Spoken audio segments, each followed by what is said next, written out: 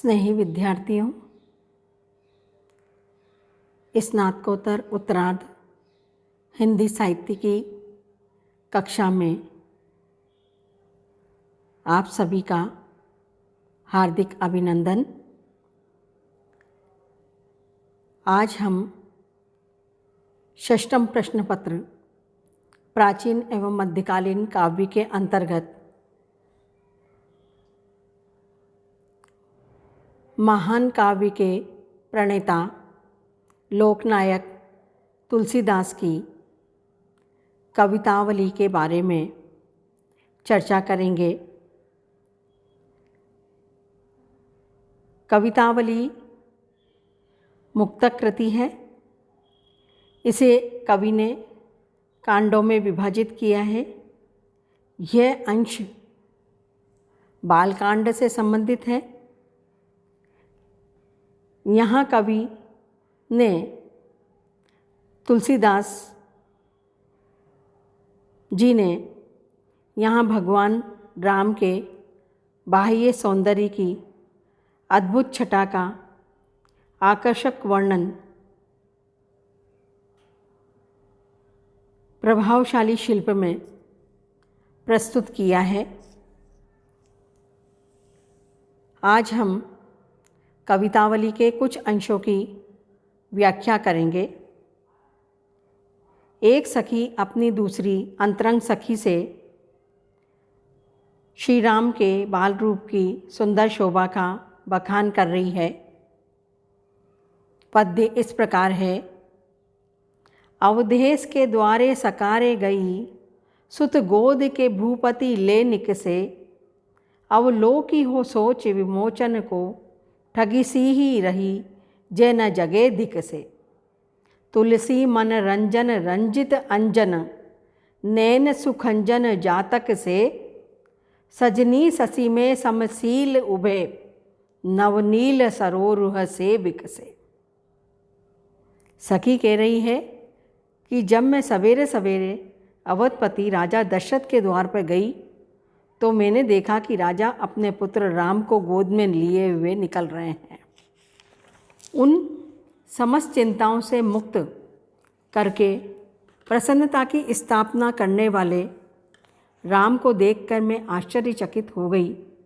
उन राम के नेत्र अंजन से रंगे हुए और मन को प्रसन्न करने वाले थे। ऐसी शोभा को देखकर भी जो ठगा न रह जाए उसे धिक्कार है। राम के बड़े बड़े नेत्र खंजन पक्षियों के नेत्रों से समता रखते थे। उन नेत्रों को देखकर ऐसा लगता था मानो उनके मुख रूपी चंद्रमा में दो समानशील तथा सौंदर्य युक्त नील कमल विकसित हो गए हों। साहित्यिक सौंदर्य के अंतर्गत प्रस्तुत अंश में श्री राम की बाल छवि का मनोहारी वर्णन किया गया है। यहाँ राम के बाल रूप विषयक सौंदर्य को सोच विमोचन अर्थात शोकहारी रूप में व्यक्त किया गया है। श्री राम के अप्रतिम सौंदर्य से प्रभावित एवं परम मोहित होना रूप की अतिशयता का व्यंजक है। जने जगे धिक ठगे। प्रस्तुत वाक्य में कवि की भक्ति भावना विषयक अनन्यता अभिव्यंजित हो रही है। यहाँ राम के नेत्रों के सौंदर्य और विशालता को अभिव्यक्त करने के लिए खंजन पक्षी के शावक के नेत्रों से सादृश्य अभिव्यंजित किया गया है। राम के दोनों नेत्रों को दो नए नील कमलों के रूप में चित्रित किया है। नेत्रों की सादृश्य अभिव्यंजना में समशील शब्द का महत्व विशेषतः प्रेक्षणीय है। उत्प्रेक्षा और अनुप्रास की छटा द्रष्टव्य है। उपमान पारंपरिक हैं। नग नुपुर ओ पहुँची कर कंजनी, मंजू बनी मनिमाल हिये। नव नील कलेवर पीत जगा, झल के पुल के नृप गोद लिए। अरविंद सो आनन रूप मरंद, आनंदित लोचन भृंग पिए।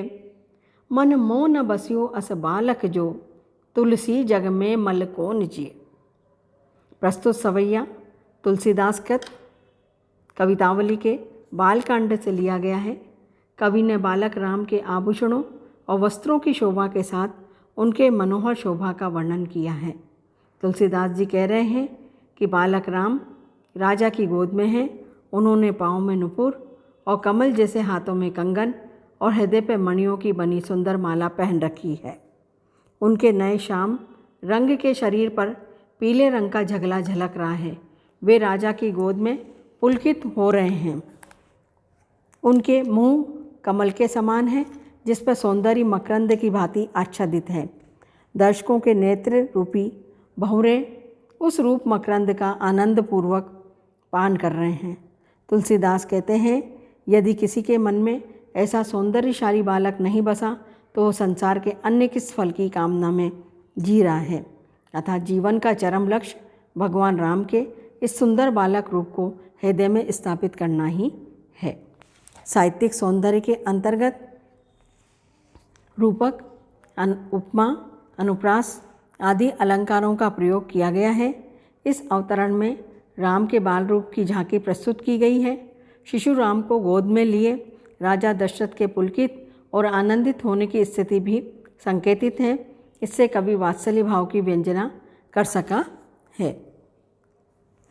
तन की दुति श्याम सरोरु है, लोचन कंज की मंजुलताई हरे, अति सुंदर सोहत धूरी भरे, छवि भूरी अनंग की दूरी धरे, दम के दतियाँ दामनी जो, किल के कल बात विनोद करे, अवधेश के बालक चारि सदा, तुलसी मन मंदिर में विहरे।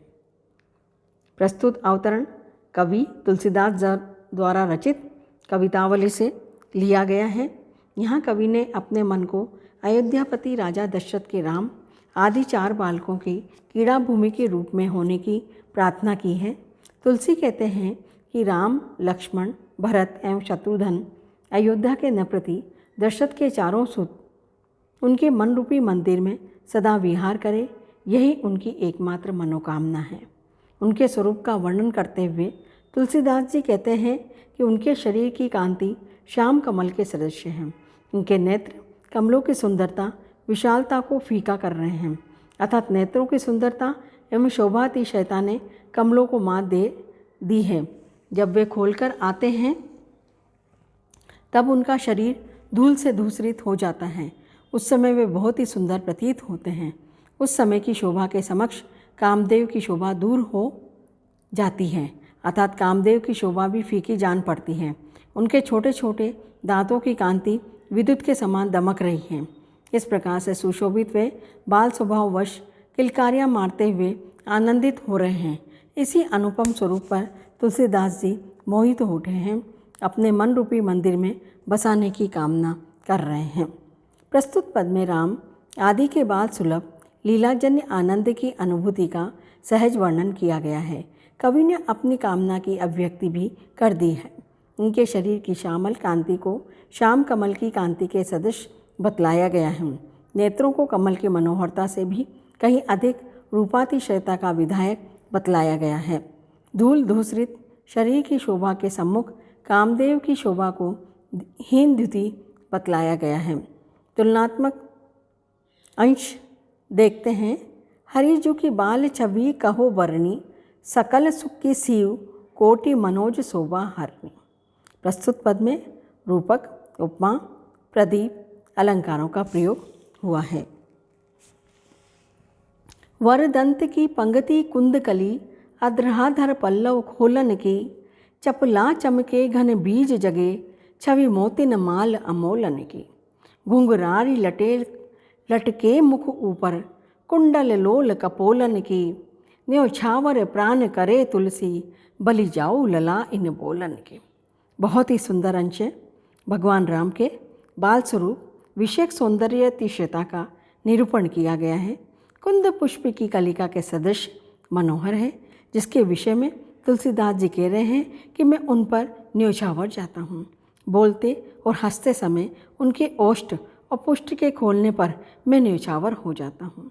कंठ में धारण की हुई अमूल्य मोतियों की माला पर मैं न्योछावर हो जाता हूँ। इसकी कांति इस प्रकार है जिस प्रकार मेघों के बीच में विद्युत चमक रही हो। राम की लंबी लंबी लटें उनके मुख पर लटक आई हैं और उन पर मैं स्वयं को न्योछावर करता हूँ। बाल रूप राम अपने कानों में कुंडलों को धारण किए हुए हैं, वे कपोलों पर थिरक रहे हैं, उन पर मैं न्योछावर जाता हूँ। बालक राम की मीठी और तोतली बातों पर मैं न्योछावर जाता हूँ। इस प्रकार तुलसीदास जी बाल रूप राम पर अपने प्राणों को न्योछावर कर देते हैं। साहित्यिक सौंदर्य के अंतर्गत यहाँ बाल रूप राम की सुंदर दंत पंक्ति का सोद्देश्य कुंदकली के रूप में वर्णन किया गया है। साथ ही कंठ में धारण की हुई मोतियों की माला की छवि को घन के बीच दामिनी की धुति के रूप में चित्रित किया गया है। बाल रूप राम की छवि और उनकी तोतली बोली पर तुलसी के स्वकीय प्राणों को न्योछावर कर अपनी अनन्य भक्ति भावना को दर्शाया गया है। इसमें उनकी माधुर्य भाव भक्ति अंतर्निहित है। उपमा व रूपक अलंकारों का प्रयोग किया गया है।